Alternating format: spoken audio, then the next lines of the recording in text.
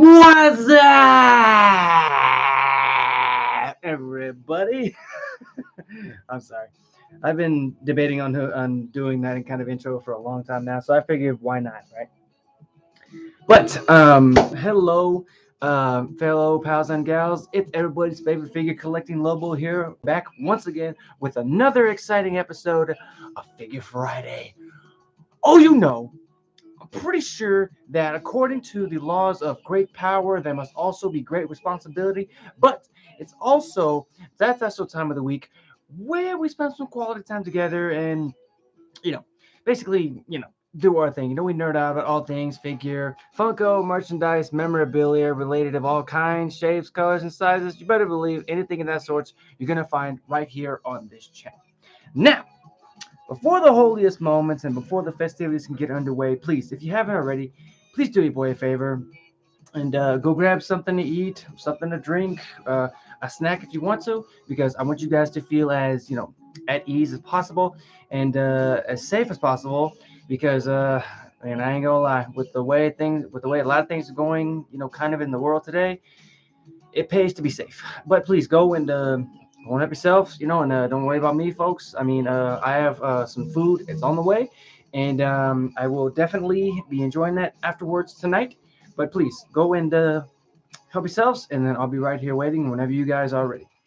No rush, no rush. And don't worry about me. I do have a little drink, I ain't gonna lie. Of course, sporting the lovely new Mandalorian Glass Cup that I did receive. And it's just incredible. I think it looks amazing. There's a saying also on the back of it. It says, if you want my armor, you'll have to strip it off my dead body. And of course, that's very literal because when you're in the Mandalorian race, you gotta take that stuff seriously.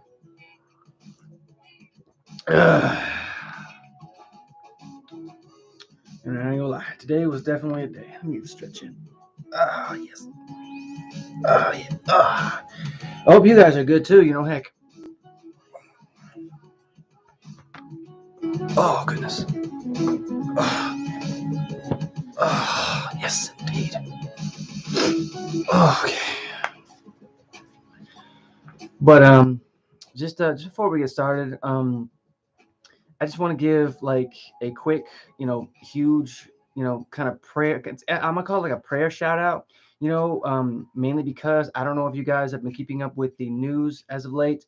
There is a lot of, kind of bad, terrible things going on right now between like Russia and Ukraine, and Russia, they've already invaded into Ukraine territory, and like a lot of things are still happening. So I invite you guys, just please do me a favor, just give a quick prayer, and just maybe give a shout out, and just like I said, just keep Ukraine and everybody else in that area in your prayers, and make sure that they come out safe and everything. That this just gets resolved, that it doesn't escalate. Because if it escalates, we might have a problem on our hands. But that is not what we're here for tonight. No, tonight, as I said, we are here for Figure Friday.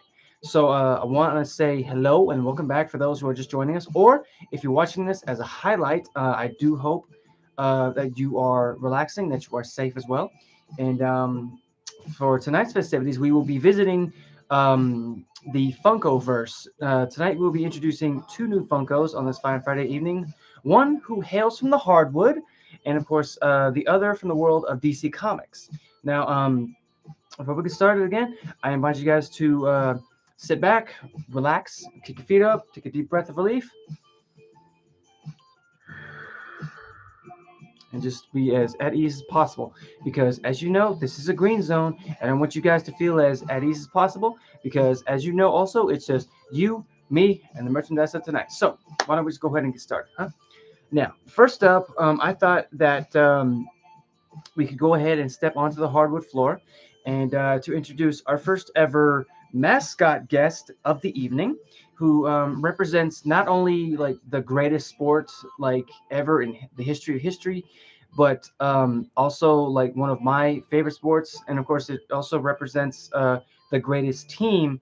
That's just mine, the greatest team in this particular sport's history. Now, that particular mascot's name is the Spurs Coyote, folks. That's right. The symbol of the San Antonio Spurs, NBA basketball team has made his illustrious debut this fine Friday evening and looking so spectacular and so fluffy. But that's best reference. But after catching one of the shirts that was shot out of the shirt cannon, he agreed to let me tell to a story time. So why don't we just go ahead and talk history now? Um, the Before we tell the story, I would very much like to show you guys what he looks like because, as you can see, rocking the trademark Spurs jersey number 2, and of course, as you can see on the back right here, it says Coyote. I'll give you guys a look. Take a look at him. Bam. And as you can see, like I said, this is for those of y'all just joining on TikTok. The first guest of the evening is the Spurs Coyote of the San Antonio Spurs basketball team. And the only reason I say that is because he's the symbol of my favorite basketball team as well, because I am a Spurs fan. But yes, the Coyote was actually first introduced in public at a San Antonio Spurs basketball game on April 13th, 1983. And he's actually known for his slapstick comedy routines, including impromptu reactions with game officials during timeouts. He has also rehearsed skits and dance numbers with the Silver Dancers, as well as his trick-filled antics, such as riding a unicycle, pulling his eyes off, and dribbling the ball with his feet, or of course spinning the ball on a pen. Yeah, that's right, you remember a pen, But outside of his presence, however, in arena at games, the Coyote performs at over 400 community appearances per year, and you got to know that's definitely a sign of hella commitment. But it's also noted as being sort of more than any other mascot in the NBA ever. And of course, over the years, he's also been featured in numerous local San Antonio area TV commercials, and of course, he actually appeared on national mornings, including live with Reed Spillman and Kathy Lee. Now, the Coyote concept was actually created by a man known as Tim Dirk, who also performed the role for the first 21 years. And I mean, that's a long time, honestly, if you think about it, especially for the level of commitment it takes to be a mascot.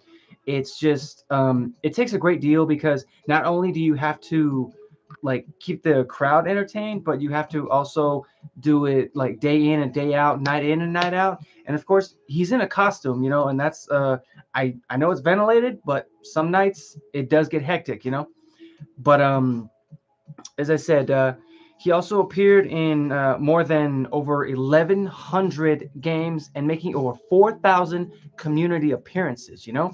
And unfortunately, the first one, however, he suffered a stroke that forced him to leave the job on February 13th in 2004. That was Dirk, Tim Dirk. But oh no, sorry, no, I'm sorry. Where he actually went on to be named the manager of mascot development by Spurs Sports and Entertainment 6 months later. And the Coyote actually won several awards for his performance throughout the years itself. In 2006, he was named the best mascot of the year, and that was in I'm sorry, 2005-2006 stretch. That was on the website GameOps.com.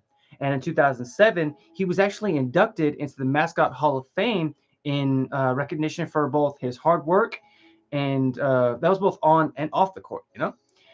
And of course, in 2014 and 2020, he was named the best mascot of the year by his fellow mascots. Not only just the people, but the fellow mascots as well. To me, that's an achievement all its own, because if you can be voted not only by your peers and your friends in the mascot department, then that's that helps as a community, and of course, both including the Spurs community and the mascot community, then that's a huge achievement in my book. But that's just me. That's just me. Fatboy Breakers, I appreciate you for the follow. You're awesome, man. I appreciate you. And welcome to the Wolf Pack. On TikTok, I'm sorry. Now, I did find out some kind of little cool and little interesting tidbits and fun facts about this guy. Now, as you guys know, like in the real life animal kingdom, the coyote is I don't know, like it's got like a specific like Latin name, and like it always ends with so and so, but it's carnivorous, right? Carnivoros, But this guy's name is actually Entertainus carnivorous, because he's entertainer coyote, And the coyote mascot, he had been around since about two of the big three Spurs players were younger. Now, when I say the big three, I mean like the combination of Tony Parker, Tim Duncan, and Manu Ginobili, in which, of course, those three Spurs were the big three because they remained not only with the Spurs for so many years, but because as a unit, they actually helped the Spurs to so many NBA championships, And of course, that actually helped them to secure having 5 NBA championships across the board. Now, granted, that was only like in the earlier 90s and 2000 years. I can't say which ones because I didn't get a chance to look at that. But those players were the ones that they were younger. They were included as Tim Duncan and Tony Parker. I don't believe Manu Ginobili was around at the time, but still, I mean, he was still a great player. Great player. Ugh, I'm sorry. And of course, probably the coolest thing that I found out about him is that the Coyote here, he actually holds the NBA record for most T-shirts launched during a timeout. Now, that is no joke, folks, because when it comes down to it, like the T-shirts, they do play a big role when it comes down to it because it actually helps to keep the people entertained, and it gives you, a little memento, letting you know that you were there, that you were a part of it, that you were part of the Spurs family and the Spurs game. Oh goodness, I need a swig.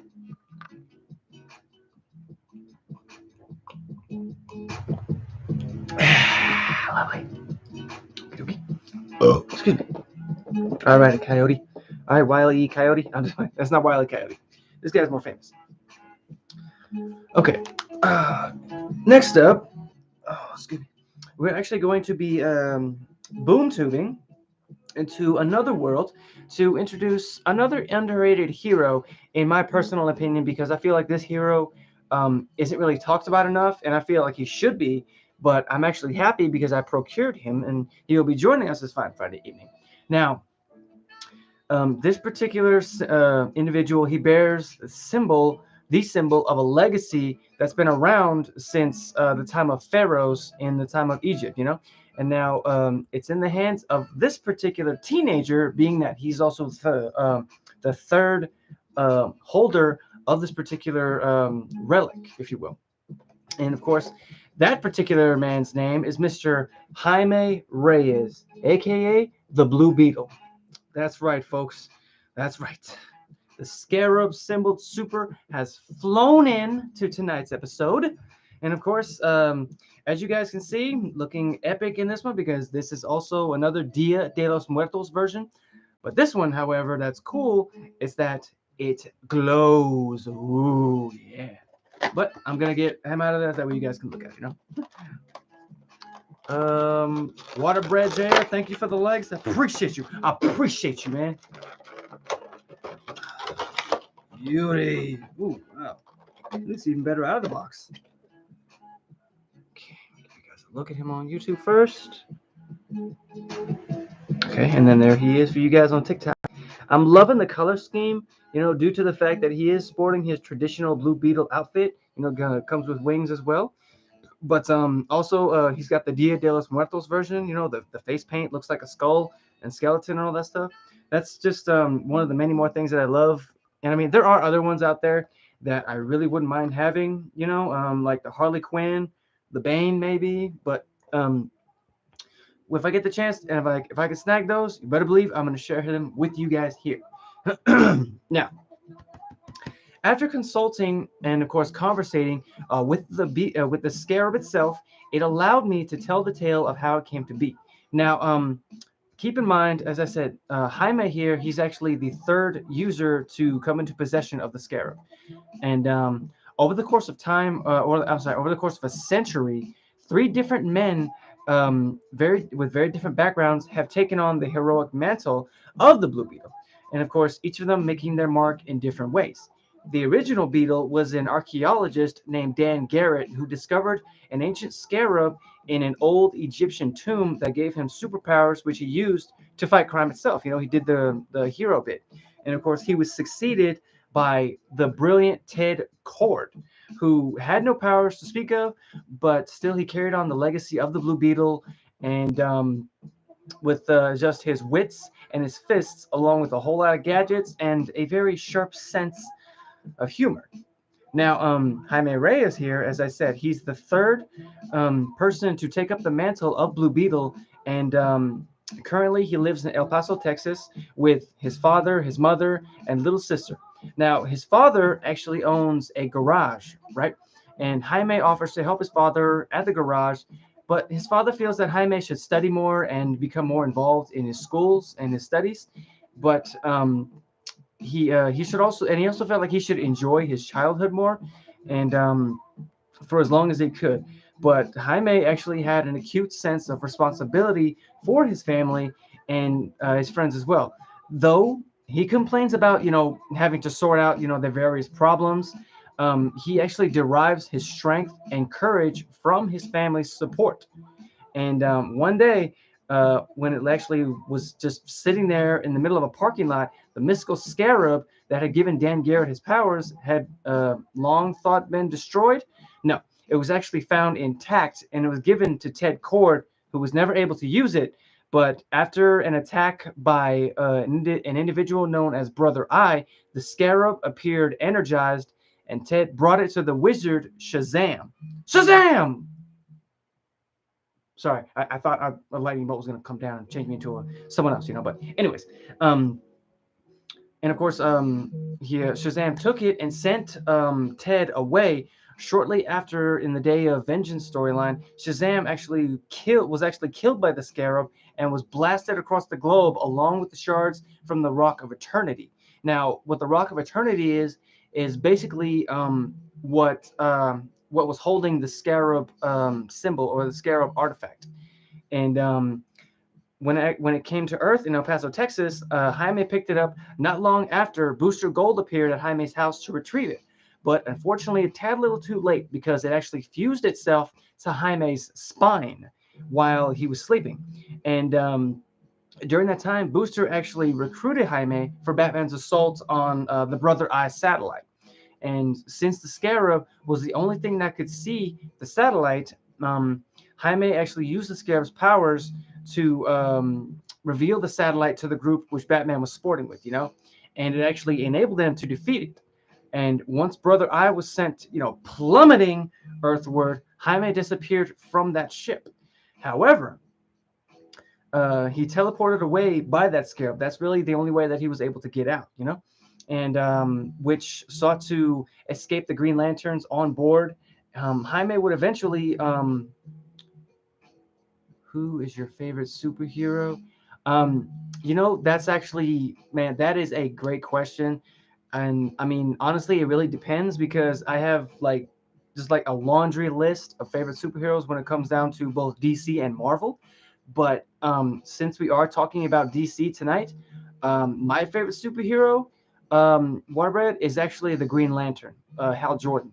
Now, I know everybody would always be on the Batman bandwagon and everything, but to me, I've actually always liked Green Lantern, ever since the days of the Super Friends.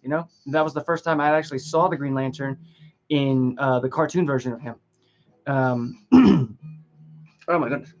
But Jaime would eventually join the Teen Titans and become close friends with an individual known as Kid Devil. And of course, the Reach is actually a group of aliens who all have scarabs like Jaime, only they don't have control over it, right? That's one of the only differences. And these scarabs would actually make them want to destroy worlds and just kill everyone on it, except one person of whom they can give a scarab to. Now, the only reason that Jaime can actually control his is because his is actually broken. I mean, it's not like the other like the Reaches scarabs. No, this one is broken and it has a small defect in it. The name of his suit is actually known as Kaji Da. Forgive me if I butcher that name. It's Khiji, and then it's got dash Da, Kajida, or Kajida. I don't know.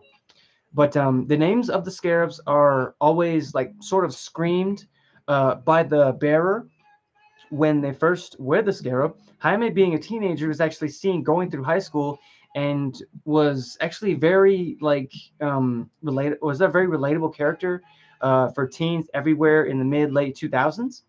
And being that he had already grown like attached to the Teen Titans team, he was able to join up with them and stay with them for a good long while, in which he continued the fight against evil, and of course, getting into a lot of spats with the Scarab itself. But that's best served for another time. I did find out some very interesting fun facts about him.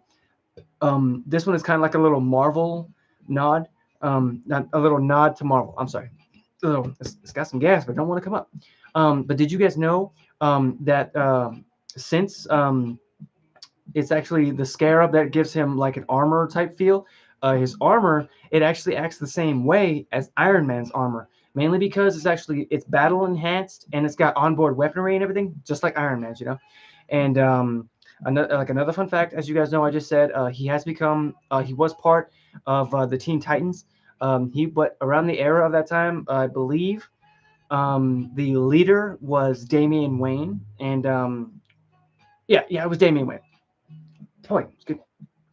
And probably the coolest little fun fact is the fact that there has been talks, like there's been whispers and talks all amongst like the DC universe, and I've actually found out that there was a movie in production featuring Cobra Kai star Zolo Maridueña.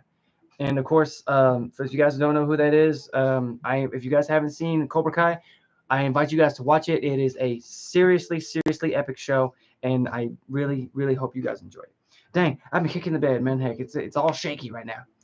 But with that being said, folks, I am going to go ahead and end this stream right here. I want to say thank you to everybody who came out to see me tonight. You guys are breathtaking. You guys are awesome. Feel free to hit that subscribe button, both YouTube and TikTok, and feel free to sample either one of the fine videos here that do appear. And I will be shooting over to my Twitch to do some gameplay. I'm not sure what yet, but hey, we will see. And you guys are more than welcome to come over and check that out. TikTok, the link is in my bio. And yeah, until next time, guys, stay safe, stay awesome, stay weird, stay yourselves, and of course, be zen. Peace.